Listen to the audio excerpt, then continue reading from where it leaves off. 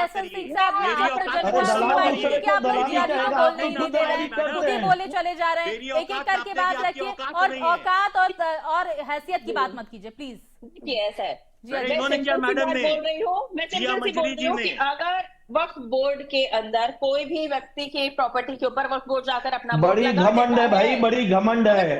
SN Rohit Singh साहब, जी को देखिए, बहुत बीच-बीच में घमंड मत है। बोलिए सर, बीच-बीच में मत बोलिए। जिया मंत्री अरे जी हम को बात प्रभु पूरी श्री करने राम के दीजिए। भक्त हैं, प्रभु उसका श्री घमंड राम है को हमें। गाली दिए, हम प्रभु श्री राम को गाली दिए, प्रभु श्री राम के अस्तित्व को नहीं माने, प्रभु श्री राम के अस्तित्व को माने नहीं, प्रभु श्री राम के अस्तित्व को नहीं मानने वाले। अरे भाई, रावण को भी घमंड था, रावण को घमंड था, रावण के वंशज, रावण के वंशज, रावण के वंशज, रावण को मानने वाले, रावण को मानने वाले घमंडिया, अपराधी, रावण के वंशज, रावण की तरह भगवान राम को नहीं मानने वाले बहुत समझाया गया। आप जैसे रावण को भी समझाया गया कि रावण के वंशज है, समझेंगे थोड़े ना। पूरी चर्चा लड़ने में ही निकालनी है आपको, चर्चा नहीं करनी है सर, लड़ने में ही, लड़ाई झगड़े में ही निकालनी है। प्लीज आप जिया मंत्री जी को बोलने दीजिए। मैं सिर्फ एक बात पूछना चाहती हूँ कि यदि मदरसे को एड मिलती है तो मंदिर गुरुकुल को क्यों नहीं मिलती? आखिर कांग्रेस ने इस पे क्या काम अरे तो किया? 10 साल से भाजपा क्या कर रही है? गुरुकुल को नहीं, एड दो ना। चलिए, दूसरा आपकी जिया जी, आपके सवाल का जवाब मैं खाली मदरसे को एड तमजीद जी से लूंगी। देने से तमजीद काम हो जी, जाएगा मैडम। सनातन बोर्ड क्यों नहीं है? अगर वक्फ बोर्ड है तो सनातन अरे बोर्ड क्यों किसने नहीं रोका बनाया है आपने? गुरुकुल को एड देने से? 10 साल हो गए। 10 साल सरकार में थे रोहित अग्रवाल, 10 साल सरकार में थे, जुबान नहीं खुला। तमजीद जी, मैं आपसे इसका जवाब लेना चाहूंगी।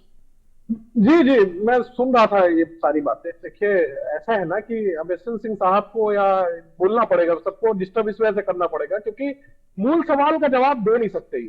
तो इस वजह से इनको मुद्दों को भटकाते रहना, बीच बीच में सबके बोलते रहना। अरे तनवीर जी, तंजीर जी अपनी सिंह बातों साहब, को सिंह साहब बोलिए, बोलने मैंने दीजिए। बीच में बोला नहीं। आप कह सिंह रहे साहब हैं बोलने बीच में बोले, मैं तो बोला नहीं। आप मुझे कह रहे हैं कि मैं बोला, बोलने दीजिए, बोलने तो आप मेरा नाम क्यों नहीं ले रहे हैं? आप अपने देखिए, दोस्त का बोलने नाम लीजिए दीजिए, जो सबके बीच में हाँ। सबको एसएन सिंह सबकी साहब बोलने हैसियत, दीजिए। भगवान एसएन राम सिंह को साहब, गाली। देखिए, मैं आपके पास आप आऊंगी अपने सर, एक दोस्त एक को करके कहिए ना। चर्चा है ना सर, चर्चा अब रही करने बात दीजिए। आप ही बोलेंगे तो चर्चा कैसे हो पाएगी? जी जी, वही मैं कह रहा हूँ। वक्फ बोर्ड तो आज योगी जी की भी सरकार है, उसमें भी वक्त है। मोदी जी की सरकार है, उसमें भी वक्त मंत्री है। और सुन लीजिए, नहीं सुन लीजिए, आपका सवाल का जवाब नहीं, एंकर जो पूछे मैं उस पर सवाल का जवाब देने के लिए बात हूँ, आपके सवालों का जवाब। नहीं तंजीद अहमद जी कि अगर वक्फ बोर्ड है तो सनातन बोर्ड क्यों नहीं है? नहीं, होना चाहिए। आप भाजपा की सरकार है, आप मांग कीजिए, बनवाइए, हम तो स्वागत करेंगे। कौन मना कर रहा है? कौन मना कर रहा है? मतलब क्या हमसे मोदी की सरकार 10 साल से चल रही है। दूसरा बात, जो सेंट्रल क्लिस्टा की भी जमीन वक्फ बोर्ड के अंदर में है, जो प्रॉपर्टी जो गवर्नमेंट की वो सरकार का अभी नहीं है। कितने साल से है? क्यों है वो? एक बात समझिए जिया जी, एक बात समझिए। समर्थन करते हैं आप कांग्रेस पे सवाल नहीं खड़ा कर रही है। आप मोदी सरकार और योगी सरकार पे सवाल खड़ा कर, आप मोदी सरकार और योगी सरकार पे सवाल खड़ा कर, अगर तो ये इसका जवाब आप मेरी बात सुन लीजिए जिया जी, आप मेरी बात सुन लीजिए। आपको ये सवाल कांग्रेस से नहीं, ये सवाल आपको एसएन सिंह साहब से पूछना चाहिए कि चूंकि वक्फ बोर्ड सरकार की बॉडी है, इसका जवाब मैं कैसे दे सकता हूँ? इसका जवाब आप गलत आदमी से पूछ रहे हैं, पूछ रही हूँ जो पिछले 70 साल से सरकार में उनसे भी, और जो 10 साल सरकार में उनसे बहस कैसे हो पाएगी? अगर बात नहीं रखने देंगे तो बहस कैसे हो पाएगी? जी आप सबके बीच में, अगर आप सबके बीच में बोलेंगे तो फिर मैं कैसे बोल पाऊंगा? मैंने बिल्कुल भी नहीं बोला। चलिए अब एसएन सिंह साहब, चलिए तमजीद जी, अब एसएन सिंह साहब बहुत देर से कोशिश कर रहे हैं, जरा इन्हें भी सुन लेते हैं। बीच बीच में बोल रहे हैं, जरा इनको भी मौका दे देते हैं। ठीक है, 10 सेकंड आपको सर, तमजीद जी अपनी, आपको 10 सेकंड दे रहे हो, अपनी बात पूरी करें। देखिए, बहुत देर से मैं सुन रहा हूँ कि कांग्रेस ने क्या किया। राम, देखिए एक बात समझिए, कांग्रेस को इस संविधान और देश की लोकतांत्रिक व्यवस्था पे पूरा विश्वास है। अगर आप कांग्रेस पे सवाल उठा रहे हैं तो आप